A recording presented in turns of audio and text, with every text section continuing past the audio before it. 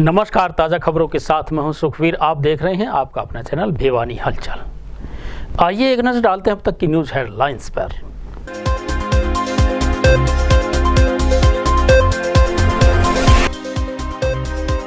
Bhiwani police ने अवैध शराब की भट्टी के साथ एक को किया काबू, पुलिस जुटी जांच में।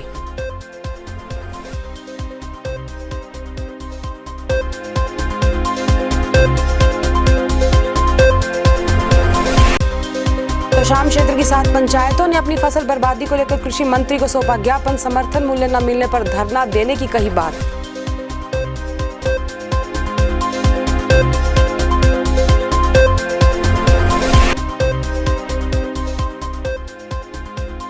नगर परिषद कर्मचारियों ने अपनी मांगों को लेकर की नारेबाजी, जिला उपायुक्त के नाम नगर परिषद सचिव को सौंपा ज्ञापन।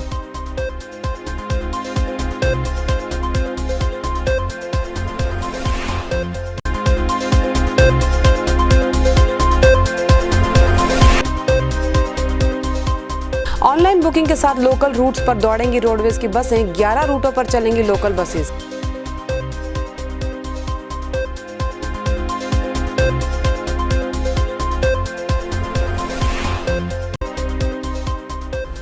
गांव पालवास में बड़ी धूमधाम से मनाया गया शनिदेव का जन्मोत्सव।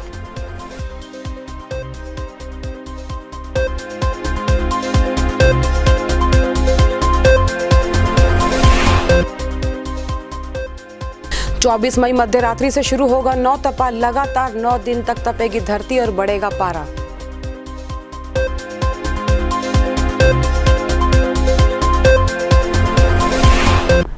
और अब खबरें विस्तार से। शुक्रवार को सदर थाना भिवानी के पुलिस कर्मचारियों ने छापा मार कार्रवाई करते हुए मानेरू गांव में अवैध शराब बनाने की भट्टी सहित 400 लीटर शराब बनाने का सामान व 40 लीटर शराब को अपने कब्जे में लिया। वहीं इस बारे में एसएचओ श्री भगवान ने बताया कि अवैध शराब बनाने में संलिप्त एक व्यक्ति को पुलिस ने गिरफ्तार किया है। ग्रामीण इलाकों में अवैध शराब बनाने का गिरोह जोर शोर से चल रहा है। एक सूचना के आधार पर कार्रवाई करते हुए गांव मानेरू से अवैध शराब की भट्टी पकड़ी गई। सदर थाना एसएचओ श्री भगवान ने बताया कि गांव मानेरू में अवैध शराब बनाने का धंधा जोरों पर है और कई बार यहां रेड करके बहुत से लोगों को अवैध शराब बनाते पकड़े भी गया है। उन्होंने बताया कि देर रात सूचना मिली कि मानेरू खेतों में अवैध शराब बनाई जा रही है। इसके चलते एएसआई राकेश के नेतृत्व में एक टीम बनाई गई, जिसने अवैध शराब बनाते समय मानेरू निवासी प्रमोद को भट्टी के साथ काबू किया। इसके पास से 400 लीटर शराब बनाने का पदार्थ और 40 लीटर अवैध शराब भी पकड़ी गई। वहीं एसएचओ ने गांव के सरपंच से भी अवैध शराब गांव में ना निकलवाने की अपील की। रात को सूचना मिली थी कि मानेरू गांव में अवैध शराब की भट्टी लगा करके अवैध शराब निकाली जा रही है। इसी आधार पर एएसआई राकेश के नेतृत्व में एक टीम का गठन किया गया और मानेरू में ये चलती हुई भट्टी पकड़ी गई है, जिसमें करीब 400 लीटर के करीब लाहन है और 40 लीटर देसी शराब पकड़ी गई है। नहीं, इसमें ये अवैध है, कोई लेवल नहीं होता है। ये अवैध शराब निकाल के जो गाँव में अपनी देसी शराब निकालते हैं वो है। बैकग्राउंड क्या है सर?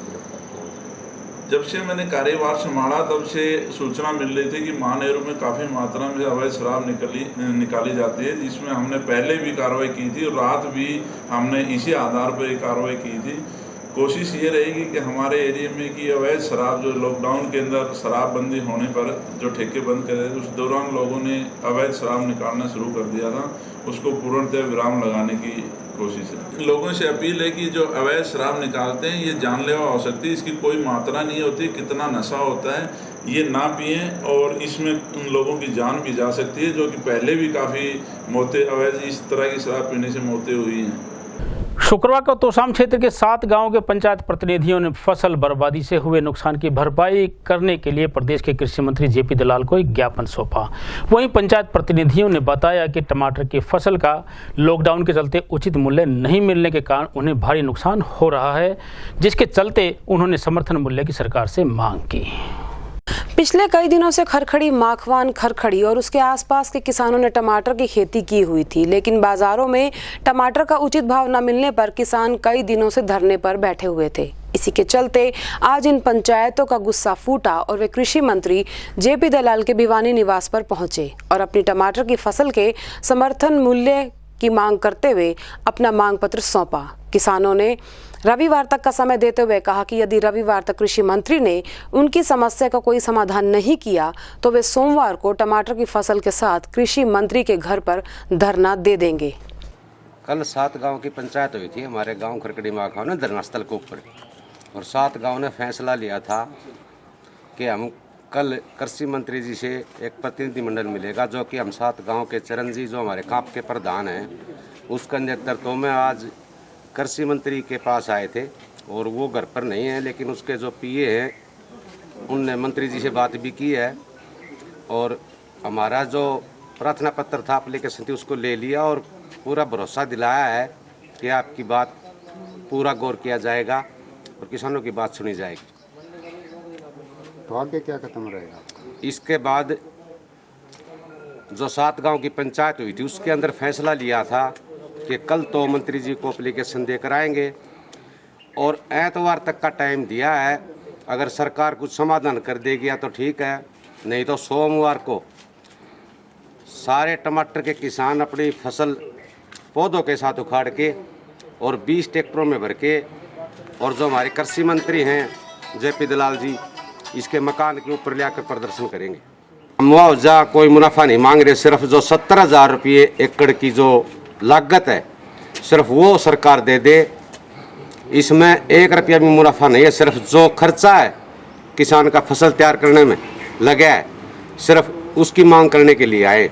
वो भी आप सब भाइयों को पता है कि कोरोना जो महामारी है इसकी वजह से सारी फसल भेड़ चढ़ी है, क्योंकि लोग घरों में बैठ के, बाजार बंद थे, मंडी बंद थी, इसलिए फसल बाजार में नहीं आ सकी, तो सारी की सारी फसल खेतों में खराब होगी। उसके लिए राहत पैकेज की मांग करने के लिए हम कृषि मंत्री के पास आए। समस्या लेके आए थे टमाटर के, करोड़ों का वेस्ट हो रहा है बेकार, कोई लेता नहीं, कोई भाव नहीं। तो किससे मिले बात?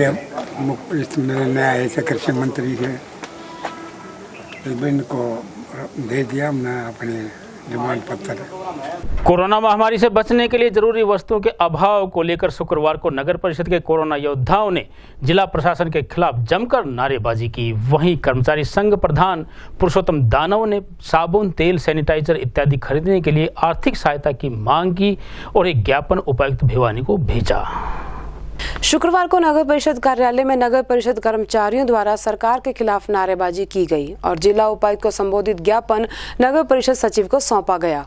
कर्मचारी संघ के प्रधान पुरुषोत्तम दानव ने बताया कि जो कर्मचारी इस कोरोना जैसी महामारी में सैनिटाइजिंग करते हुए जख्मी हुए हैं, सरकार उन्हें 20,000 रुपए की विशेष सहायता राशि दे और साथ ही 2018 की मांगों को पूरा करते हुए सभी सफाई कर्मचारियों को 4 साबुन और 1 लीटर सरसों का तेल प्रतिमाह देने सहित अपनी सारी मांगे पूरी करने की मांग भी उन्होंने रखी।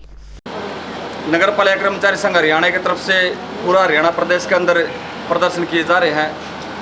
इसमें हमारी मांगे है कि जो सैनिटाइज करते उस समय जो कर्मचारी बुड़स गए हैं उनको 20,000 रुपये सहायता राशि के तौर पे दिए जाए, और जो 2018 में जो 16 दिन की जो हड़ताल चली थी उसका दौरान की मांगी गई सूची जो कि नगर परिषद ने तैयार करनी थी वो इन्होंने नहीं की है, और उस वक्त 2 एजेंसियों पे ठेका था 2018 में। हमने उन जो भी कर्मचारी उन एजेंसी के दौरान जो काम कर रहे थे उनकी सबकी लिस्ट बनाकर हमारे जो नरेश शास्त्री जी है उसके पास पहुंचा दी है, और उसमें ये भी लिखा है सब स्पष्ट तौर पर कि 400 कर्मचारियों पर 400 आदमियों पर एक कर्मचारी लगा जाए।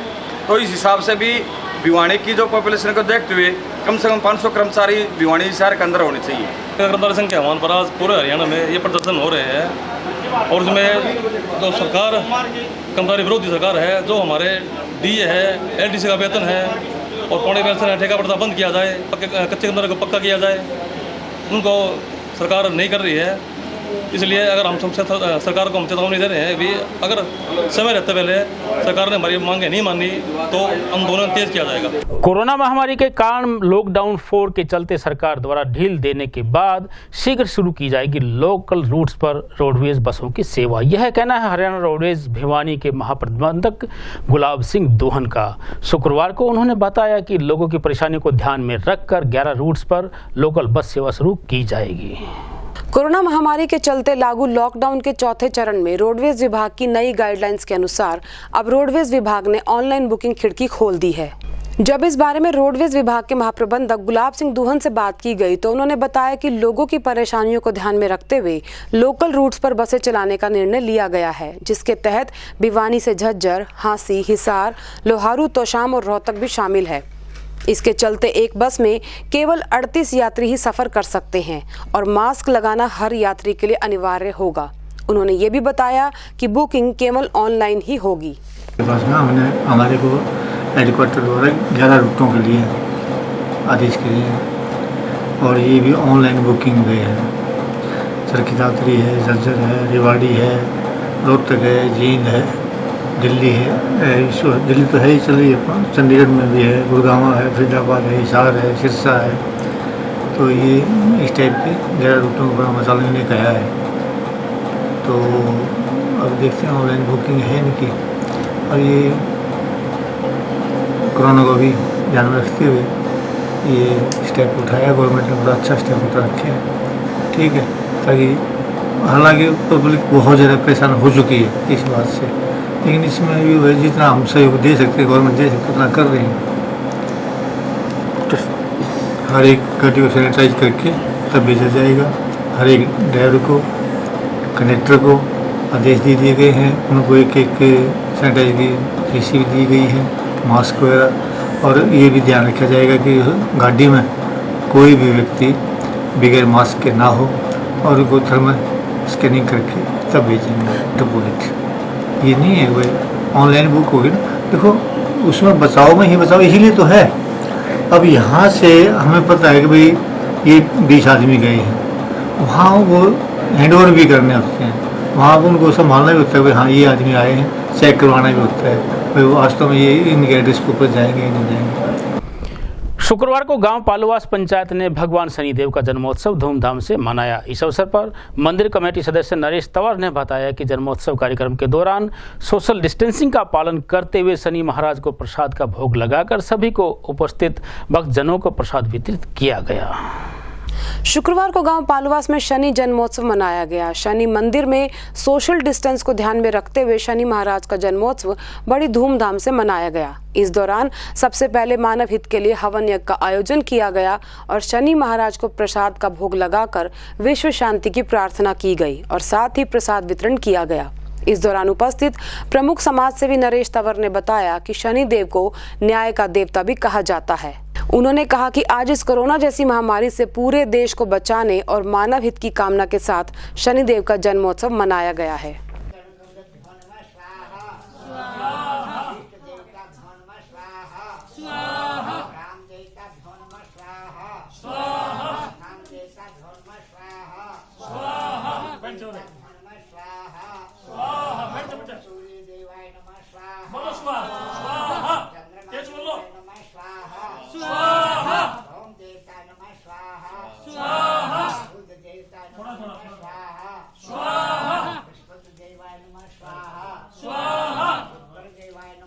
चौबीस मई की मध्य रात्रि के पश्चात 2:02 से शुरू होगा ज्येष्ठ मास का 9 तपा। 9 दिन तक तपेगी धरती व बढ़ेगा धरती का पारा, यह कहना है जाने माने ज्योतिषाचार्य पंडित कृष्ण कुमार नावा का। वहीं उन्होंने कहा कि 9 दिन के तपिश के बाद 30 मई को शुक्र ग्रह के स्व राशि में अस्त होने के बाद उत्तर भारत में अनेक स्थानों पर बरसात होगी और जनमानस को राहत मिलेगी। अर्थ में 9 तपा शुरू, तपेगी धरती, चढ़ेगा पारा। धार्मिक ग्रंथों में 9 तपा का उल्लेख मिलता है और ये ज्येष्ठ मास में आता है जब सूर्य रोहिणी नक्षत्र में प्रवेश करते हैं। इस बार सूर्य 24 मई की मध्यरात्रि के पश्चात 2:02 पर रोहिणी नक्षत्र में प्रवेश करेंगे और इसके तत्काल बाद 9 तपा आरंभ हो जाएगा और 2 जून तक धरती खूब तपेगी। जब सूर्य 9 तपा में होता है, वैसे तो सूर्य 15 दिन तक रोहिणी नक्षत्र में रहता है जिसे सूर्य की तप्ती कहा जाता है, लेकिन इसका आधिपत्य प्रभाव पहला 9 दिन ही कहा गया है। 9 दिन में 9 तपा तपता है और पृथ्वी पर भीषण गर्मी और आंधियां चलती हैं। भारतीय ज्योतिष के अनुसार रोहिणी नक्षत्र चंद्रमा की पत्नी कहा गया है और जब सूर्य इसमें गमन करते हैं तो गर्मी का प्रभाव पृथ्वी पर अधिक पड़ता है और सूर्य की किरणें सीधी पृथ्वी पर पड़ती हैं। लेकिन गर्मी से राहत मिलने के योग भी बन रहे हैं। 30 मई को पश्चिम दिशा में शुक्र ग्रह सौराशि में वक्री अवस्था से चलते हुए अस्त होंगे और शुक्र के अस्त होने के तत्काल बाद यत्र तत्र सर्वत्र उत्तर भारत में वर्षा के प्रबल योग बनेंगे, जबकि दक्षिण में भी वर्षा शुरू होगी। और अब चलते चलते फिर से एक नजर आज की न्यूज हेडलाइंस पर।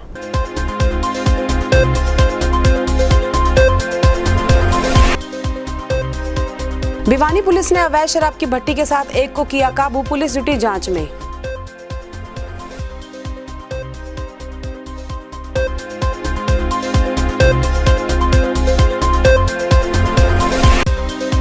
शाम क्षेत्र की 7 पंचायतों ने अपनी फसल बर्बादी को लेकर कृषि मंत्री को सौंपा ज्ञापन, समर्थन मूल्य न मिलने पर धरना देने की कही बात।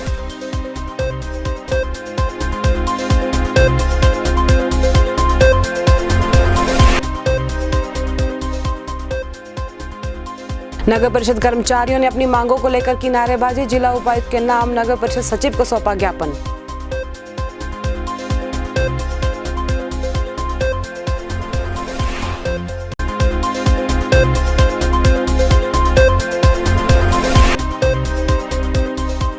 ऑनलाइन बुकिंग के साथ लोकल रूट्स पर दौड़ेंगी रोडवेज की बसें, 11 रूटों पर चलेंगी लोकल बसेस।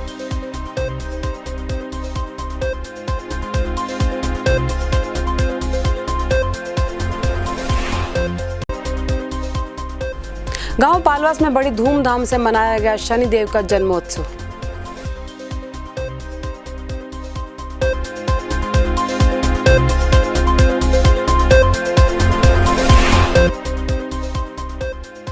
चौबीस मई मध्य रात्रि से शुरू होगा 9 तपा, लगातार 9 दिन तक तपेगी धरती और बढ़ेगा पारा।